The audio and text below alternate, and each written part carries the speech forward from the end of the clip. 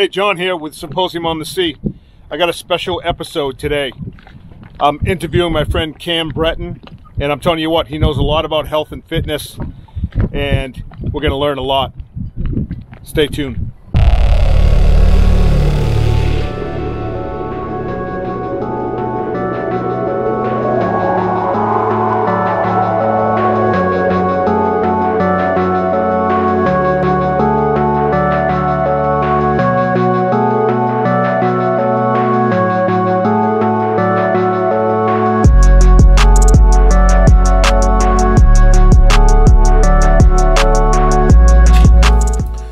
Hey guys, welcome to another episode of Symposium on the Sea. I'm John Gagnon, your host, and I'm excited to have my good friend Cam Breton. We go way back. In fact, I met his dad at a gym. Cam's really into health and nutrition and weightlifting and all that, and it's a pleasure to have you on, Cam. Great to be here. So anyway, basically what I want to talk about is I've been on a diet since March 2023. And I weighed in at 267 pounds. I lost about 35 pounds already. And I've been doing mostly the carnivore diet. I started off with more of the keto diet, and we only eat portions about the size of your fist. Mm-hmm. And man, I tell you, I was always hungry doing that. I was always hungry. And now when I eat the beef, and they say that you can eat until you're comfortably stuffed, and it's really helped me a lot, I think. Yeah, there's a lot of success stories with the carnivore diet. I mean, you talk about weight loss is one of the biggest things, but also in terms of like autoimmune diseases and a bunch of different problems that humans have, eczema, asthma, even all these weird things that we have, and the carnivore diet has actually showed a lot of success in reversing a lot of these conditions. Obesity and diabetes being the biggest of them, but there's a lot of success in the a lot of fat people today, huh? Yeah, no, I mean 88% of Americans are metabolically unhealthy. It's insane. We've never seen these numbers. So that carnivore diet, does that include like pork and stuff like that too, right? So the carnivore diet is basically a meat-based diet, but you want to be careful about, you want to really put some thought into the meats you're selecting. Pork is not the best option. Ruminants are going to be your best option, which they're classified as hoofed grazers. That's going to be, your deer, your elk, your cow, your bison, basically anything that has hoofs and eats strictly grass. Pigs, obviously, they're a forager. They can generally eat anything and they don't become sick. The problem with cows, which is actually the cool thing about cows, and all these hoofed grazers, is that they have a 4-part stomach. And so they eat grass and it goes to this 4-part stomach, and they break down the bacteria that's in the grass, and that's what they feed off of. And when they're fed anything that they're not supposed to eat, which like in feedlots they're fed corn, they go through this 4-part stomach, and the corn ferments and it gets the cows sick, so they need to give the cows antibiotics so that the cow can actually make it to the finish line to get onto your plate. And then he's finished. And then he's finished. He's finished. Yeah, you hear grass finished and all that. That's right. So that's better if you can have that. It is. The more grass the cow eats in a lifetime, the better it's going to be. It's going to be higher in omega-3 acids. Its amino acid and fatty acid profile is going to be better. It's going to hold more micronutrients. The more grass that the cow eats, the better off you're going to be. You also have like fish. Fish are another good option, but it's another thing that you want to be careful of. You really want to go for wild caught fish. So the farmed fish are really no good for you. They're actually one of the worst out of these groups. They've been completely robbed of the things they eat in the wild. The salmon looks different too. When you go to the store and you see the farm raised salmon, it's a lighter color. It is. It seems that when you cook it, there's way more fat. And they're actually allowed to dye it too. So a lot of the farmed fish, a lot of the farm-raised salmon will actually be even almost white, and they'll add color to it. This is legal. Really? Yeah. Oh, wow. This is legal, and stay away from that, huh? Absolutely, and it's you know, it's deception is what it is. It's made to look more like what it's supposed to look like. But the wild caught fish is definitely what you want to go for. It's the same thing. They're fed corn and soy pellets, and they're higher in linoleic acid, which causes body inflammation, systemic inflammation. And the wild caught fish are going to be higher in oleic acid, which is more of the fatty acids that you want. They really optimize your hormones, optimize your brain function. Fat's huge, and a lot of people leave it out of their diet or don't get enough of it, and they're not functioning at their best. And for fish, you really want to go for, they call it smash mussels.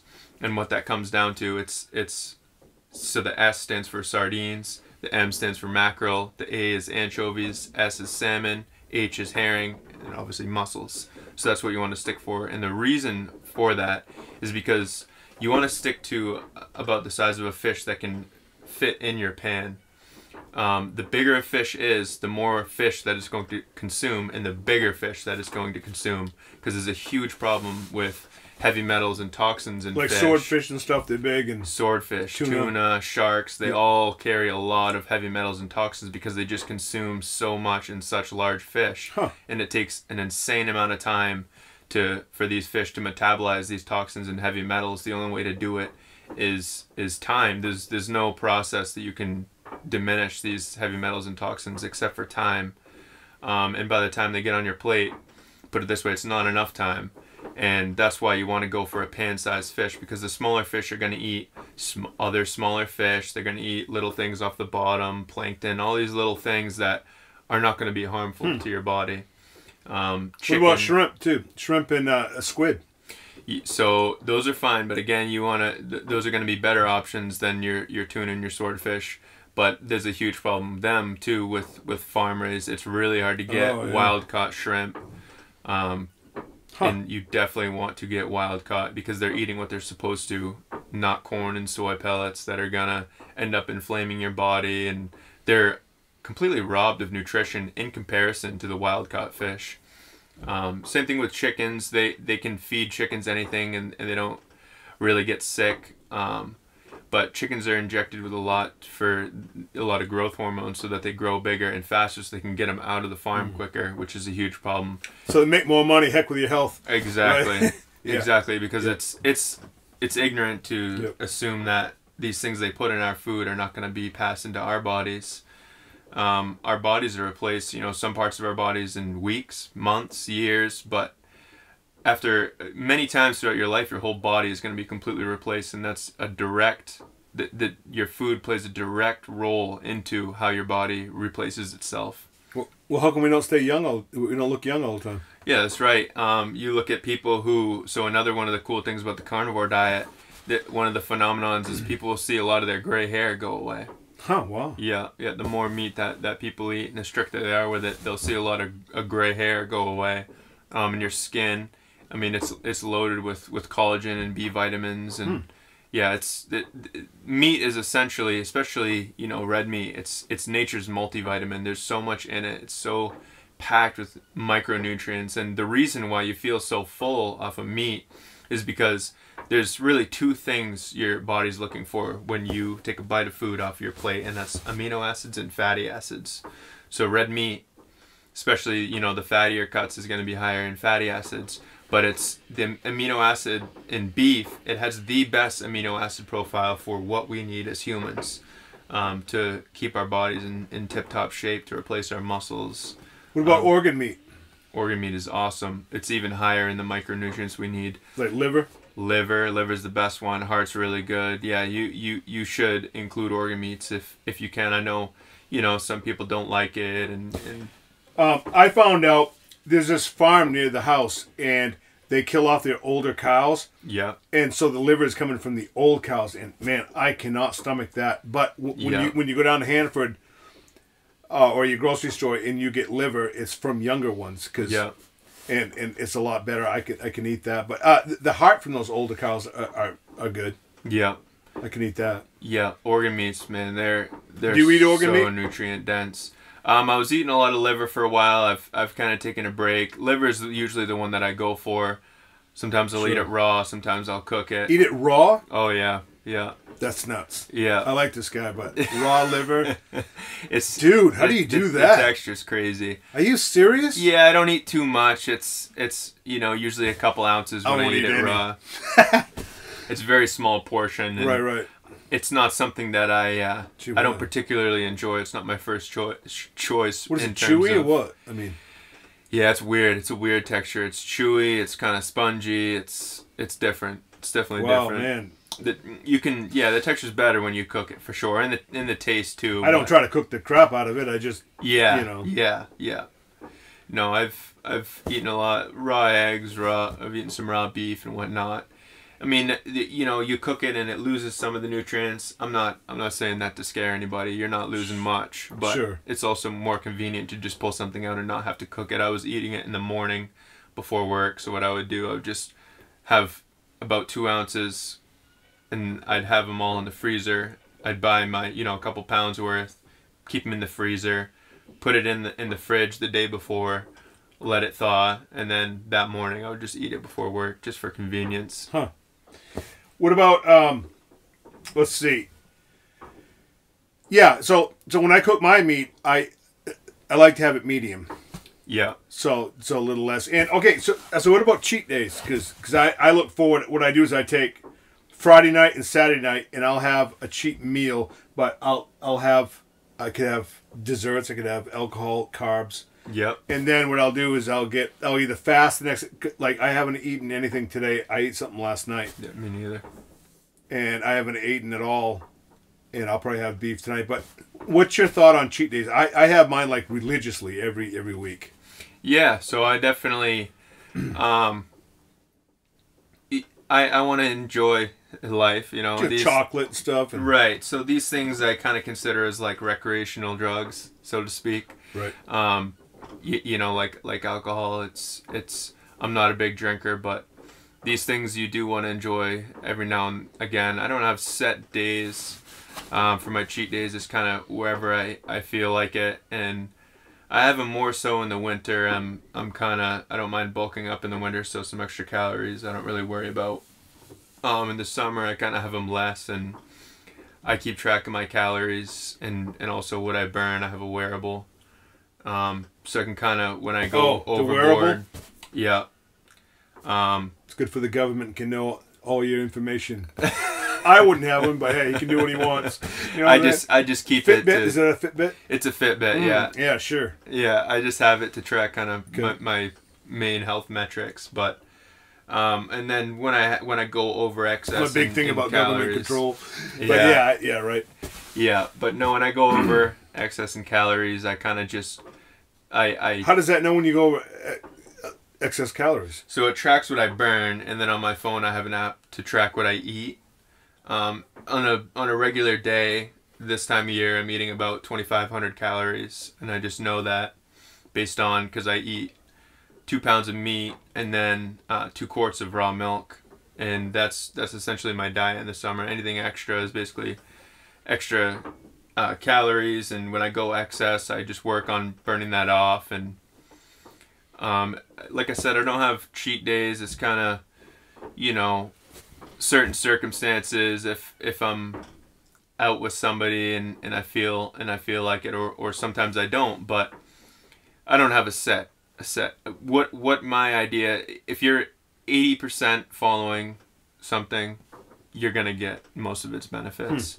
I don't go crazy over the fine details in terms of that anyways, but yeah, I want to live a little bit, so I definitely do cheat days and partake in that.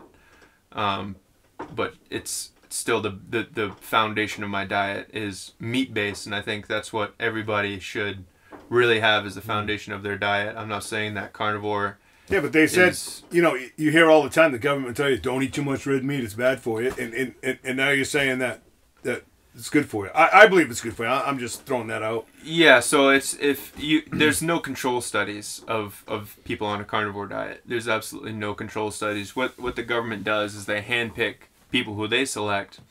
They'll ask people, do you eat a lot of meat? Do you not eat a lot of meat? And they're able to handpick. So you know, there's a lot of individuals who eat a lot of hamburgers, which come with a lot of carbs, condiments, bread, etc., and they're drinking beers. People who grill all the time, and perhaps they might look overweight or something like that, and that's perfect for their red meat studies because there's no control studies. As I said again, I'll reiterate it, there are no control studies on strictly red meat compared to the standard American diet.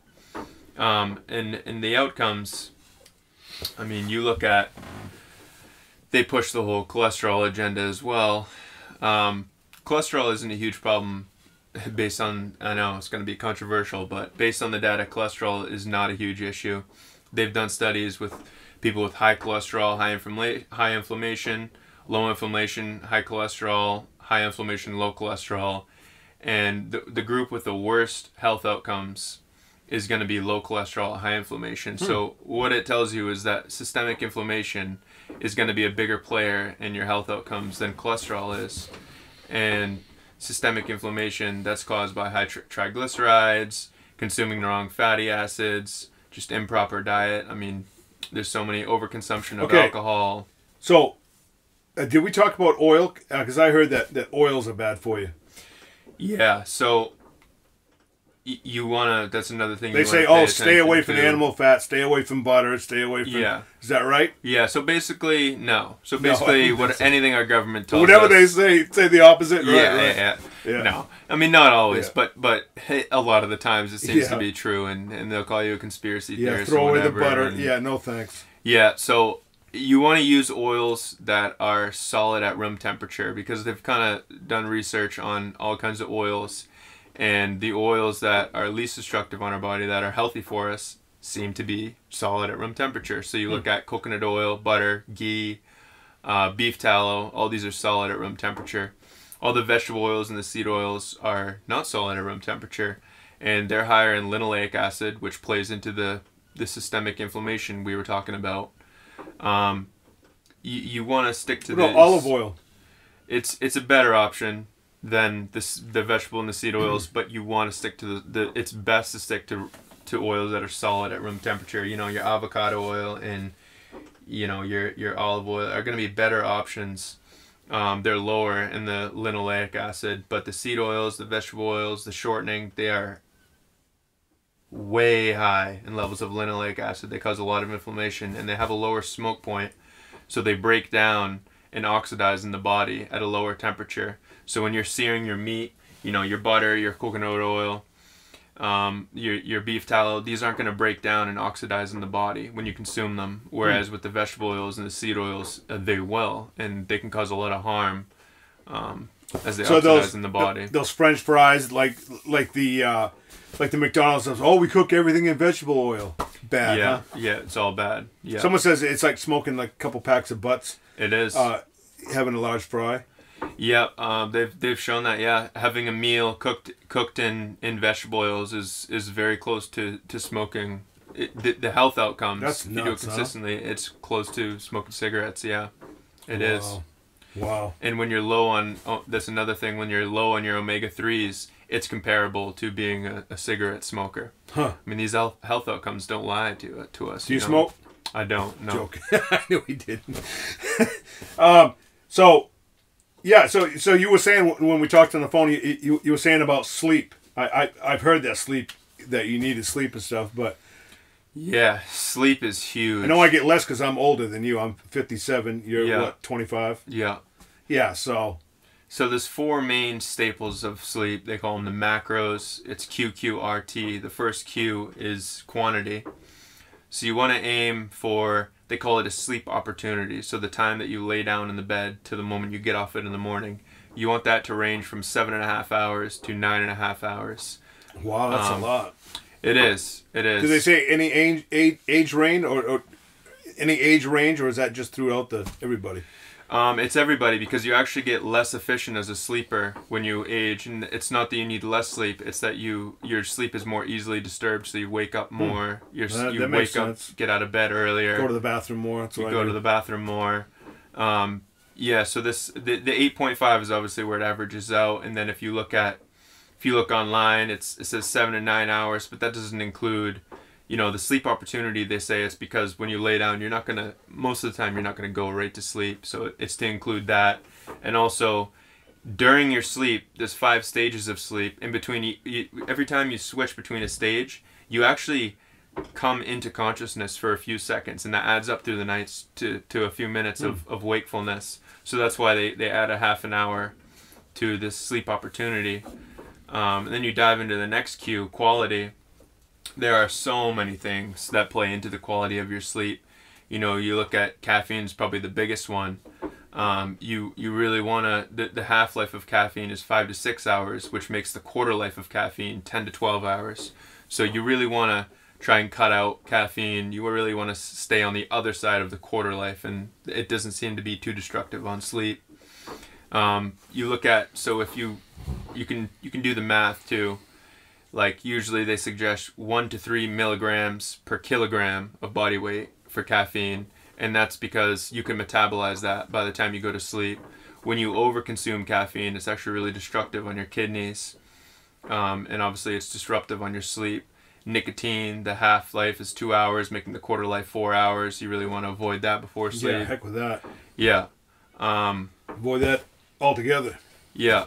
It's alcohol. So it takes about an hour to metabolize a drink. If you add that onto also your last meal, you want to consume at least an hour and a half before sleep. And if it's a heavier meal or it contains more carbs, you want to give it even a little more time, perhaps up to 3 hours, 2 to 3 hours. They see a lot of, if you eat it inside that window, it's actually disruptive on your deep sleep. So in the first half of your night, you have your deep sleep, and in the back half of your night, you have your REM sleep. Your deep sleep is when you're going to release your growth hormone, and it's going to do the deep restorative functions on your body, your joints, your bones, your muscles. And the REM sleep is really what's going to do the brain work. It's going to release your testosterone. It's going to get your brain sharp for the next day. Your memory, your ability to memorize the things from the past day. So getting your REM sleep is really effective for people who have a big event or a big test the next day or something like that. If you just sleep an extra half an hour, you'll get a little more REM sleep. And there are actually tests they've done. The outcomes on tests and events, the outcomes are better if you just give yourself an extra boost of sleep like that for that REM sleep. But there's so many things. You want to sleep in a cool room. About 60 to 67 degrees is going to be the most optimal sleeping temperature. That reminds me of something. I did a trip, since this is kind of a sailing channel, we're on a sailboat. I went from Newport, Rhode Island to Bermuda to St. Martin, and I crewed on a boat, 53-foot Swan. It was nice. But after we left in November, after we crossed the Gulf Stream, it got really hot. There was no fans below. The captain didn't want us to have any alcohol or anything, and I just couldn't sleep. And after that, we went to St. Martin, and the same thing. I had, like, I want to say over 10 days, I could not sleep. I was a zombie. I laid there, but I just couldn't sleep, and I didn't feel like eating. And I just felt really, really horrible and miserable. And we couldn't leave the hatches open because once in a while a wave or something would come over and it would spray, and it wasn't our boat. We were moving the boat. Yeah. So. Yeah, quality is huge. I mean, blue lights, you want to cut out an hour before sleep. It's really good to view the sunrise in the morning. That kind of sets your circadian rhythm. Same thing with the sunset in the evening. If you view those, it'll boost your deep sleep. And you look at the next macro R, regularity. You want to sleep in the same bed. You want to make sure you're sleeping in a bed that's, if your body's flat, that's the most optimal way to sleep because it allows your brain to cool down, your blood stabilizes through your body. You want to go to bed, wake up at the same time. That's kind of the goal that sets your circadian rhythm in stone. So regularity is huge. And the last one is T, timing. So everybody has what they call a sleep chronotype, and they have an evening type, or they have starts out at a morning type or extreme morning type, which is if you wake up from about 4 to 5:30, anywhere in that range, you're classified as an extreme morning type. And then count 8.5 hours back, and that's essentially when you want to kind of wrap your day up. And it goes by every hour and a half, so 5:30 to 7 is going to be morning type. 7 to 8:30 they call a neutral type. 8:30 to 10 is going to be an evening type. 10 to 11:30 is going to be Night owl. extreme evening type. Yeah. Night owl, right? Yeah. So I you kind of wanna- turn into a night owl on the weekends, and then my work forced me to be the other type. And a lot of people run into that's the regularity. Even on the weekends and the weekday, you want to try to go to bed at around the same time, plus or minus a half an hour. Usually, you don't see too many effects on the circadian rhythm. But the timing is so they show in these sleep timing the chronotypes studies. It directly reflects your circadian rhythm. So you have a cortisol release in the morning, and that's kind of what triggers you to wake up. And then throughout the day, your circadian rhythm climbs, and then on the back half of the day, it drops. So you can see how you can run into problems if you're not following your natural chronotype. If you're going to bed too early, you're kind of missing out on some productive behavior. If you're going to bed too early, you're missing out if you wake up too early, you're kind of missing out on some productive behavior. And that's why you really want to time that right. Because there's about a really low point in your circadian rhythm that's about 8 hours, which is when you want to, it's best to be asleep. Because if you're awake, you're going to be less productive. Your mind's going to be less sharp because, your body has a natural chronotype where you're supposed to be productive for about 15 and a half, 16 hours a day. Man, you did a lot of research on this, huh? Absolutely, yeah. Wow, sleep is that's huge. Unreal. Yeah, sleep is absolutely I mean huge. everything, the diet and stuff. I noticed, obviously you train.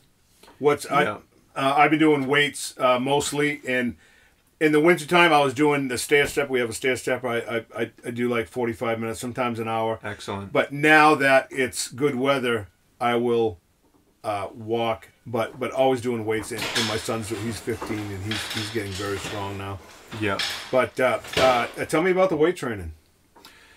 Yeah, so weights are huge, and cardio is also huge. And there's some people who most people really shift to one side or the other. Yeah, the skinny guys that always jog. There's a yes. So if you do cardio, you're gonna have I don't want to be really skinny, healthy not heart, really fat either. but you're not gonna have a lot of lean mass. And then on the other side, if you just train, you're gonna have a lot of lean mass, but your heart isn't gonna be as healthy as it should be. That's a good point. You Right. kind of want to balance it, right? You do. So I do both. I consider myself a hybrid athlete. I run and I lift because it's not the most jacked dude that lives the longest, and it's not the most cardio eccentric dude that lives the longest. It's the guy who has a little bit of both. When they look at outcomes of life, of life expectancy and whatnot, lean mass actually and strength directly correlate to life, and a lot of it is lean mass. People who are higher in lean mass have better immunity. They're less susceptible to falls and all these things that happen in old age. What you mean with more muscle mass? That's right. Yeah. Huh. Yeah. And then fall, break hips and stuff and all right, that. I'm right. 57. I'm thinking about these things, Yeah. No, absolutely. You're 24. You're like, whatever. We're gonna have nuclear war before that happens. It's still good to keep these things in mind. Yeah. You never It's know. not funny, by the way. No, it's not. That's for another interview. Yeah. When we'll get into that. Yeah. But no, you definitely want to try and do a little bit of both. And look, you don't need to be a marathon runner. You don't need to be an elite competition power lifter. You want to be healthy if you want to live a long life. If you have goals more towards one side, shift towards one side. But I do believe that you want to include both weightlifting and running, and that makes sense. It does. Yeah, and the program you create for yourself is basically it's going to change based on what you want out of your training and what kind of performance you want. I know. I just don't want to let myself go. All. Right. You know, that's the thing. You see so many people that just let themselves go. Yeah. And I just don't want to be. I get inspired when I go to the gym. I like to see the guys who can do all the weight stuff like that. I just don't want to give up, Cam. And you had a good start with your father doing that, but it's a thing. I'm working on a story of my losing weight, and it's not just about what I've done. I cover that too, but it's more about the psychological. I just don't want to give up. I just don't want to. I just want to work through it, and I mean that's a real good inspiration you got there doing that. Yeah, I mean most of it's mental. Sure. With even, and you don't need to start at a crazy. You can start so small. Just move your body around. You know, you look at the compound movements. Even without weights, you can look at. We're moving right now. There's both going back and forth. Right. We got our abs and our core. Yeah. But body squats, you know, you can start with those, and if you have access to a gym, start with the compound movements, you know, bench lunges press, and stuff. Squat, lunges. Do you do lunges? Absolutely, lunges are awesome. They're one of my favorites. Yeah, I don't like them, but I like what they do for you. Yeah, and then with cardio, again, you don't need to start by running marathons. Walking on a treadmill, walking outside, yep. Like you said, the Stairmaster, that's awesome. Cycling, swimming, these are things that have low eccentric load. Scuba diving. Scuba diving. Yeah. I can't wait. I want to clean the bottom of the boat. Yeah. And get down in there. Yeah. But I need a wetsuit because it's so cold down there. Yeah. Yeah. The ocean water is definitely cold. Me neither. But no, the you can start small and build up as you go. Yep. The best program is the program that you can follow. It's not about doing the most you can in one sitting. Yeah, that makes sense. Intensity is not the answer. It's consistency. The best program is the one that you can stick to. It's not optimizing every little thing and overstressing yourself. It's all about finding what works for you, building your program based on your needs and you know what kind of goals you have, and taking it day by day by staying consistent, and that's how you get outcomes. And instead of, because you get so many people that'll start and it's just too much, yeah, and they quit or they don't know, or they go too hard and then they take a bunch of time off. The best thing is consistency. And listen, we all need rest in between. Make sure you're taking your rest. If you're feeling flat for a workout, perhaps you should, you know, take in your rest. Rest is sure. a huge thing too. But like not work out every day, have a rest day in between and stuff. Yeah, absolutely. Make sure your body is recovering from what you're doing, or you're going to have some interference, which is just counterproductive. But ultimately, I definitely want to say that the most important thing is consistency and getting a program that you can stick to and you feel good about, not one that's overworking you and too intense and you hate it, because that's just not going to work. No, man, I tell you, Cam, this has been good. This has been good. In fact, I want you on again. I know that you're a multifaceted guy. You have a lot of topics. But anyway, Cam, I want to thank you for being on the show. Absolutely. And hopefully see you again. Absolutely. I'd be thrilled to be back. All right, buddy. Thanks for having me.